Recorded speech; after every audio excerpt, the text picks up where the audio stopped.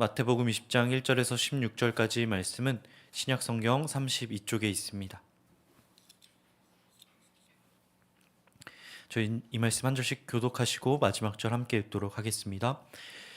천국은 마치 품꾼을 얻어 포도원에 들여 보내려고 이른 아침에 나간 집주인과 같으니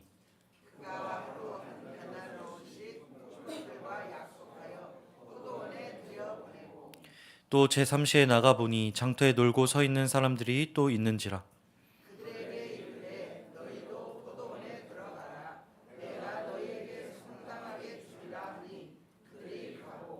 제6시와 제9시에 또 나가 그와 같이 하고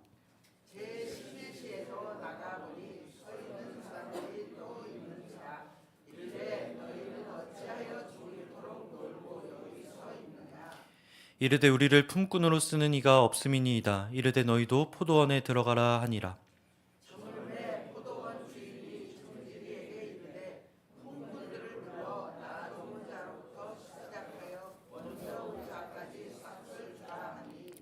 제11시에 온 자들이 와서 한 데나리온씩을 받거늘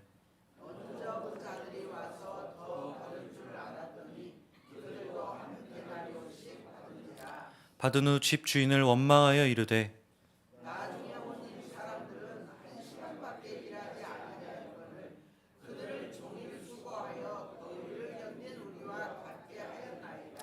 주인이 그 중에 한 사람에게 대답하여 이르되 친구여 내가 내게 잘못한 것이 없노라. 내가 나와 한 데나리온의 약속을 하지 아니하였느냐.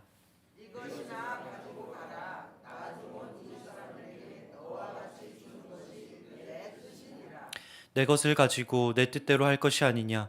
내가 선함으로 내가 악하게 보느냐. 이와 같이 나중된 자로서 먼저 되고 먼저 된 자로서 나중되리라. 아멘. 우리는 남보다 한 발 더 앞서고 더 많이 소유하는 것을 행복이라고 믿으며 살아가고 있습니다. 내가 수고한 만큼 받는 것을 정의라고 부르고 남보다 잘했을 때 더 받는 것을 공의라고 여깁니다. 세상에서 이러한 계산법은 유능한 생존법이 됩니다. 그러나 하나님 나라에서 이러한 방식은 우리의 영혼을 병들게 하는 독소가 됩니다. 오늘 본문의 베드로는 솔직한 질문으로 시작하는 것을 보게 됩니다. 19장 27절 말씀 보시면 이렇게 이야기합니다. 보소서 우리가 모든 것을 버리고 주를 따랐사온데 그런즉 우리가 무엇을 얻으리이까? 베드로는 지금 당당합니다. 왜냐하면 주님을 위해 배와 그물 그리고 가족까지 버렸으니까요. 겉보기엔 결단력 있는 제자의 고백과 같지만 그 이면에는 이런 의미가 담겨 있는 것입니다. 주님을 위해 이만큼 포기한 저에게 주님 무엇을 주시겠습니까? 베드로는 지금 장사를 하고 있는 겁니다. 재산을 택한 부자 청년과 자신을 비교하면서 나는 적어도 저 사람보다 더 받아야 마땅하다는 계산기를 두드리고 있는 것입니다. 그러나 베드로가 놓치고 있는 것이 있습니다. 그것은 무엇이냐? 바로 주님이 이미 우리를 위해 포기하신 것들, 그것을 계산해서 놓치고 있습니다. 죄인된 우리를 위해 하늘보좌를 버리고 생명까지 내어주신 그 주님의 희생을 베드로가 놓치고 있는 것입니다. 만약 주님이 저와 여러분의 방식대로 세상의 방식대로 계산한다라고 한다면 저와 여러분에겐 무엇이 남게 될까요? 우리의 기준과 정의대로 주님이 계산하신다고 한다면 저와 여러분의 손엔 무엇이 남게 될까요? 우리 손에 남게 될 것은 도저히 갚을 수 없는 채무 증서뿐일 것입니다.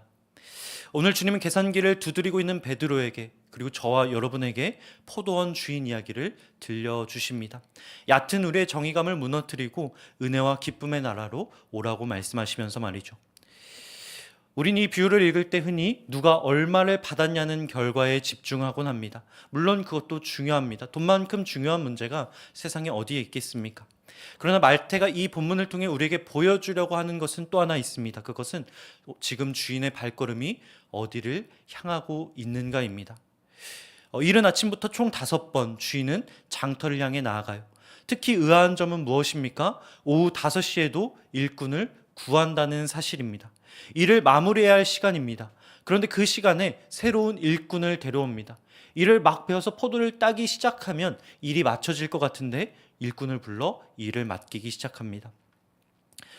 불합리한 선택처럼 보이지만 그럼에도 주인은 장터로 나아갑니다. 계속해서 나아갑니다. 그리고 질문하죠. 이렇게 질문합니다. 너희는 어찌하여 종일토록 놀고서 있느냐? 이에 대한 그들의 대답이 마음을 아프게 합니다. 우리를 품꾼으로 쓰는 이가 없음이니이다. 이들이 놀고 있었던 건 게을러서가 아니었던 것이죠. 건강이 나쁘거나 나이가 많거나 능력이 부족해서 누구에게도 선택받지 못했던 것이었습니다. 그런데 주인이 그들을 채용해요. 누가 봐도 손해이지만 그들을 채용합니다. 시간도 얼마 남지 않았고 데려가 사용한다고 해도 일을 많이 시킬 수 없고 효율이 나오지 않음에도 불구하고 주인은 그들을 돈을 주고 고용하는 것을 보게 됩니다. 왜 주인은 그런 손해보는 일을 하였을까요? 그것은 주인의 관심이 더 나은 포도밭을 만드는 데 있지 않았기 때문에 그렇습니다. 더 많은 포도를 빠른 시간 내에 따는 데 있지 않았기 때문에 그렇습니다. 주인의 관심은 포도를 수확할 강한 능력에 있는 것이 아니라 거절당한 채 굶주린 가족에게 빈손으로 돌아가야 할 품꾼들의 사정에 있었기 때문이라고 하는 것이죠. 혹시라도 한 푼이라도 벌 수 있지 않을까 하는 마음에 오후 5시가 되도록, 장이 마감되는 5시가 되도록 그 자리에 남아있는 그들의 사정을 딱히 여기는 주인의 마음이 오늘의 관심사인 것입니다. 그렇기 때문에 오늘 주인이 돈을 주고 산 것은 무엇입니까? 품꾼들의 능력을 돈 주고 산 것이 아니었습니다. 그들의 근력도 아니었던 것이죠. 오늘 주인이 돈을 주고 산 것은 무엇이냐? 한 가정의 아픔과 염려를 산 것입니다. 거래가 오가긴 했지만 사실상 이것은 공정한 계약이 아닌 것이죠. 은혜로의 초대인 것입니다. 아무런 자격도 공로도 없는 자들에게 베풀어 주시는 은혜의 잔치인 것입니다. 오늘 우리가 이 자리에 있는 이유도 같은 은혜 때문인 줄 믿습니다. 저와 여러분이 잘나서거나 능력이 돼서가 아니라 은혜 때문인 것입니다.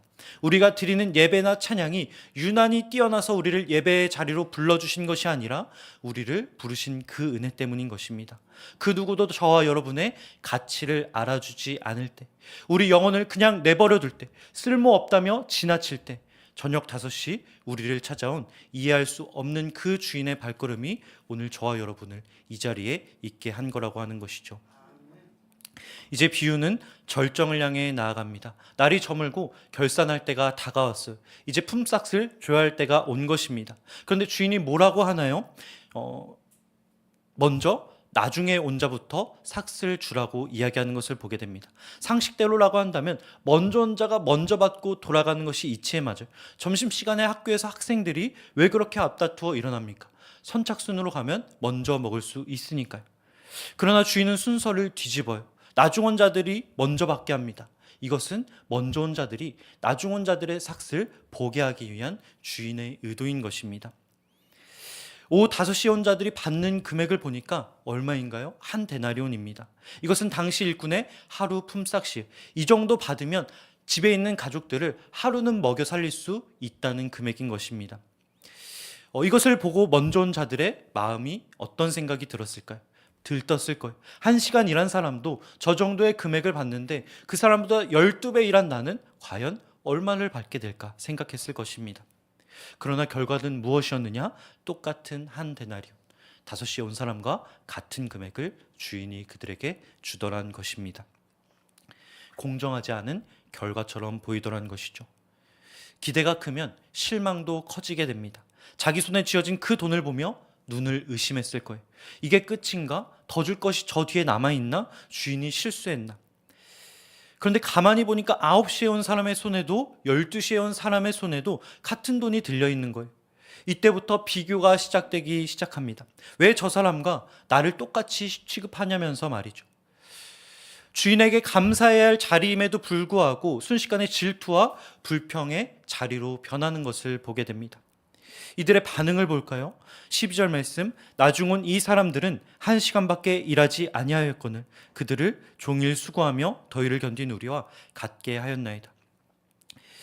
이들에게 있어서 이 포도원에 있었던 그 시간은 더 이상 주인과 함께했던 기쁨의 시간이 아닌 거예요. 주인에게 선택받은 은혜의 시간이 아닌 겁니다. 그저 더위를 견뎌야 했던 고역의 시간이 되고 마는 거예요. 일찍 포도원에 부름받아 오늘 하루를 굶지 않아도 된다는 그 안도감과 그 감격스러운 은혜를 잊어버리고 만 것입니다. 이들 역시 주인의 은혜로 가족을 먹여 살릴 그 상황이 되었지만 그 은혜를 까맣게 잊어버리고 만 것입니다. 주인은 불평에 빠진 이들에게 이렇게 이야기합니다. 친구여, 내가 내게 잘못한 것이 없노라. 내가 선함으로 내가 나를 악하게 보느냐. 내게 주신 은혜를 타인과 비교하는 순간 하나님은 불의한 분이 되고 맙니다. 나에게 없는 것, 부족한 것에만 시선을 두면 하나님은 내게 잘못한 분이 되어버리고 마는 것입니다. 내가 이만큼 했는데 왜 이만큼밖에 안 주시지? 저 사람에게 왜 저만큼이나 주시는 것일까 하면서 말이죠. 어떻게 하면 우리는 그 비교를 넘어 다시 기쁨을 회복할 수 있을까요? 어떻게 하면 다시 불평에서 은혜의 자리로 향해 나아갈 수 있을까요? 진정한 기쁨은 내 손에 쥐어진 한 데나리온을 세지 않을 때, 그 세는 것을 멈출 때 시작됩니다. 비교를 넘어서 주인의 시선이 머무는 곳, 5시까지 일자리를 구하지 못한 자의 그 마음을 바라보는 그 주인의 마음을 헤아릴 때 다시 기쁨이 회복되기 시작합니다. 함께 생각해 볼까요? 5시에 들어온 사람이 한 데나리온을 받는 것을 보면서 내가 받은 몫을 떠올리는 것이 아니라 빈손으로 돌아가 자녀들을 굶겨야 했던 그 가장이 은혜로 다시 살 길을 얻는 것을 떠올린다면 우리 마음 가운데도 기쁨이 회복되지 않겠습니까? 우리 주인, 정말 멋진 분이시구나. 저런 사람도 먹여 살리시는 분이시구나. 나중에 내가 나이가 들어서 힘이 빠진다고 할지라도 이 주인은 나를 먹여 살리겠구나 하면서 말이죠. 하나님은 우리가 단순히 구원의 대상에 머물지 않기 원하십니다. 은혜를 받고만 있길 바라지 않으신다는 거예요. 하나님의 넉넉하고 그 무모해 보이는 그 사랑에 함께하며 동조하는 친구가 되길 바라십니다. 주님의 그 이상한 경제학을 보면서 억울해하는 것이 아니라 주님, 저도 그런 주님의 마음을 담고 싶습니다 라고 고백하는 친구 말입니다. 그럴 때 비로소 우리는 비교의 지옥에서 탈출하게 될 줄 믿습니다. 그때 비로소 우리는 은혜의 천국으로 들어가게 될 줄 믿습니다. 5시까지 일자리를 찾지 못해 안타까워하는 그 주인의 마음을 닮아갈 때 우리는 비로소 비교하는 종의 습관, 나의 것을 세는 그 종의 습관에서 벗어나 주인의 친구가 되는 기쁨을 누리게 되는 것입니다.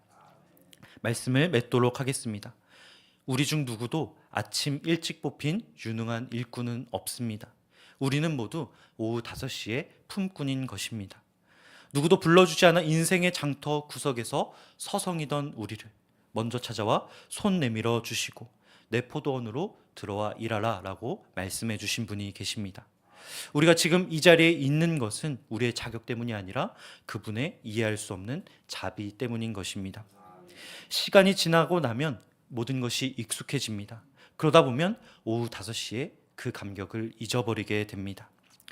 우리가 그 감격을 잊고 있진 않은지 돌아보면 좋겠습니다. 저 사람이 받은 그 은사와 비교하며 나의 손에 든 것을 세어보고 내가 일한 시간은 몇 시간인지 세고 있진 않은지 돌아보면 좋겠습니다. 그렇게 먼저 된 자의 자리에서 스스로 나중된 자의 자리로 가고 있진 않은지 돌아보고 또 내려놓으면 좋겠습니다. 그 자리를 대신해서 나 같은 자를 부르신 것에 대한 감사로 채우면 좋겠습니다. 5시까지 일자리를 구하지 못한 지체들이 구원받은 모습을 보며 기뻐하면 좋겠습니다. 그때 비로소 우리는 비교의 지옥에서 벗어나 천국의 기쁨으로 옮겨지게 될 것입니다. 기도하겠습니다. 사랑해 주님, 감사합니다. 이 시간 우리에게 모든 것을 주셨으나 여전히 나의 것을 셈하던 모습을 돌아봅니다. 인생의 장터 구석에서 아무도 불러주지 않아 절망하던 우리를 찾아와 주신 그 주님의 은혜가 오늘 우리가 이 자리에 서 있는 유일한 이유임을 고백하오니 주님, 이 시간 불평에서 벗어나 다시 한번 천국의 기쁨을 회복하게 하여 주옵소서. 주님, 우리의 시선이 주님의 시선을 닮아 주님의 시선이 머무는 장터로 향하기 원합니다. 우리를 찾아오신 그 주님의 넉넉한 은혜를 닮아 우리가 여전히 거절당한 자리에 있는 영혼들을 포도원으로 초대하는 복된 일에 사용되게 하여 주옵소서. 그들과의 비교가 아닌 그들로 인한 감사로 천국 잔치를 누리는 자들 되게 하여 주옵소서. 감사드리며 예수님의 이름으로 기도드립니다. 아멘. 하늘에 계신 우리 아버지, 아버지의 이름을 거룩하게 하시며 아버지의 나라가 오게 하시며 아버지의 뜻이 하늘에서와 같이 땅에서도 이루어지게 하소서. 오늘 우리에게 일용할 양식을 주시고 우리가 우리에게 잘못한 사람을 용서하여 준 것 같이 우리 죄를 용서하여 주시고 우리를 시험에 빠지지 않게 하시고 악에서 구하소서. 나라와 권능과 영광이 영원히 아버지의 것입니다. 아멘. 이 시간 함께 주신 말씀과 가져오신 기도 제목 가지고 함께 기도하시되 중동 지역의 평화를 위해 함께 기도하도록 하겠습니다. 주님, 이 시간 중동 지역에 고통받는 무고한 이들의 소리를 들어 주옵소서.